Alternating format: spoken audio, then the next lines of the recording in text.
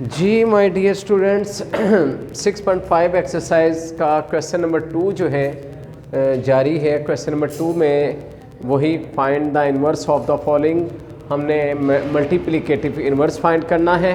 तो multiplicative inverse find करना, हमारे पास मैट्रिक्स है 2 1 5 3।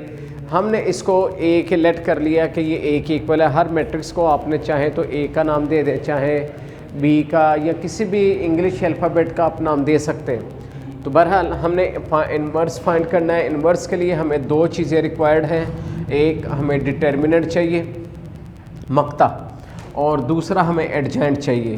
तो सबसे पहले डिटर्मिनेंट निकालते हैं। डिटर्मिनेंट जब निकालते हैं तो ये बार लगा लेते हैं साइडों पे। बार डिटर्मिनेंट का साइन है। तो अब यहाँ से हम सबसे पहले इसका डिटर्मिनेंट निकाल लेते हैं। तो डिटर्मिनेंट जो है ना, क्रॉस मल्टीप्लाई करने से हासिल हो जाता है। 2 मल्टीप्लाई बाय 3 6, 5 मल्टीप्लाई बाय 1 5, तो दैट इज़ इक्वल टू 1। तो ये 1 के इक्वल आ गया। ये नॉन सिंगुलर मैट्रिक्स है, यानी इक्वल टू 0 नहीं है। जो इक्वल टू 0 नहीं होता उसी का इन्वर्स पॉसिबल होता है। सो इसका इन्वर्स इज़ पॉसिबल।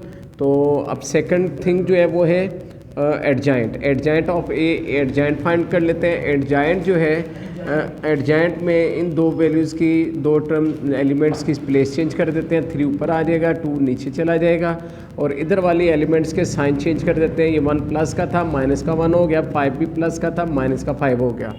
तो ये दो चीज़ें हमें रिक्वायर्ड थी, एक डिटर्मिनेंट और एक एडजॉइंट। तो ये दोनों चीज़ें हमने फाइंड कर ली।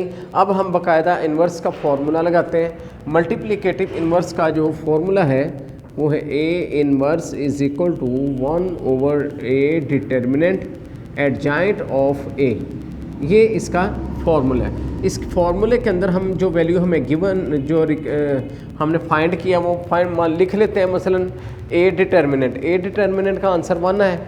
वो 1 हम इसकी जगह पे यहाँ पे ओवर में लिख लेंगे, और इसी तरह एडजॉइंट की जो वैल्यू है वो एडजॉइंट की वैल्यू यहाँ पे लिख लेंगे, ये वाली 3 -1 -5 एंड 2।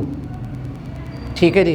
तो अब यहाँ पर वही काम कि मतलब ये चूँकि ओवर में 1 है, ये सारी वैल्यूज़ को 1 पे डिवाइड कर दें।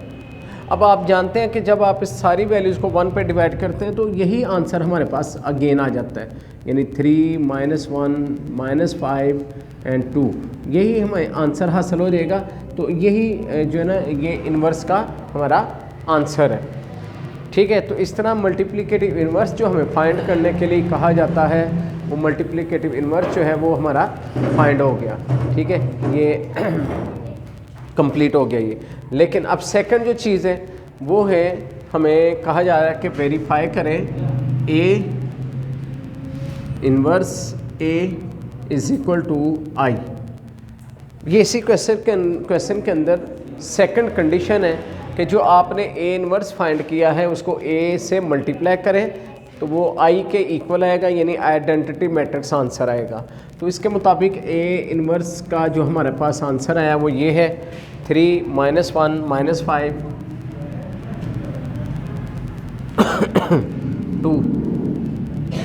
तो ये क्या कहते हैं, ये आ गया। और यहाँ पे ए की वैल्यू हमें स्टार्ट में गिवन है 2 1 5 एंड 3। तो इन दोनों को जो हमने करना है वो है मल्टीप्लाई, क्योंकि दो ब्रैकेट्स के दरमियान में कुछ ना हो तो मल्टीप्लाई होता है। तो इनको मल्टीप्लाई कर लें। तो मल्टीप्लाई 3 2 6 प्लस 1 5 5, ये माइनस का 5 आएगा क्योंकि इसके साथ माइनस का साइन है, तो इसको हमने ब्रैकेट में लिख लिया। इसी तरह इसी रो को इस कॉलम से मल्टीप्लाई 3 1 3 प्लस 1 5 1 3 -3।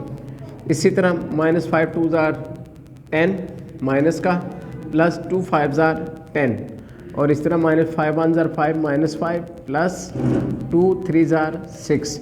आप इन सारी वैल्यूज़ को प्लस माइनस कर लें तो ये 1 0 0 1 आपके पास हासिल हो जाएगा, जो कि आई के इक्वल है। तो इस तरह ये प्रूव्ड हो गया, साबित हो गया कि ये जो है आप जब इनको मल्टीप्लाई करते हैं तो आइडेंटिटी मैट्रिक्स आंसर आ जाता है। तो इस तरह ये क्वेश्चन जो है ये कंप्लीट हो गया।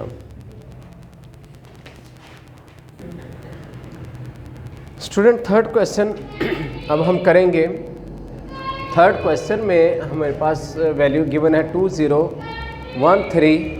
तो ये क्वेश्चन हमने करना है, तो बिल्कुल उसी तरीके से इसमें भी लिखा है find inverse and also verify A inverse A is equal to आई।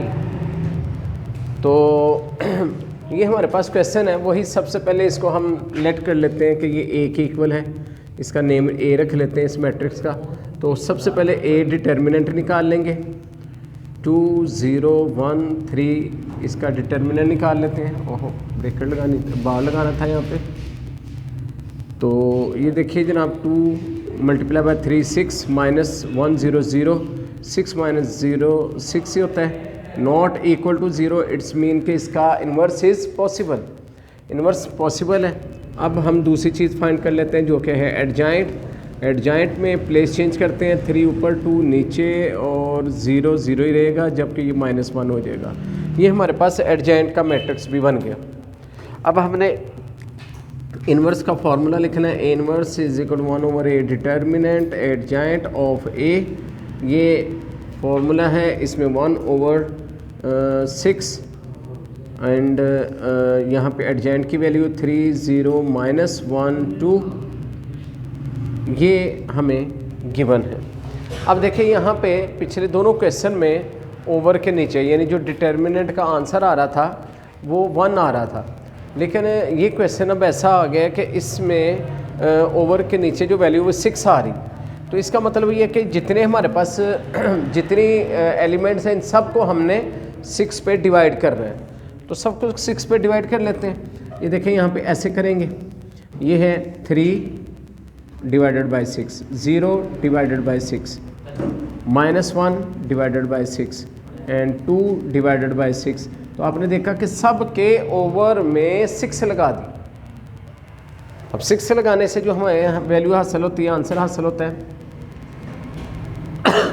वो है 3 1 3 3 2 6। तो ये आ गया हमारे पास 1/2।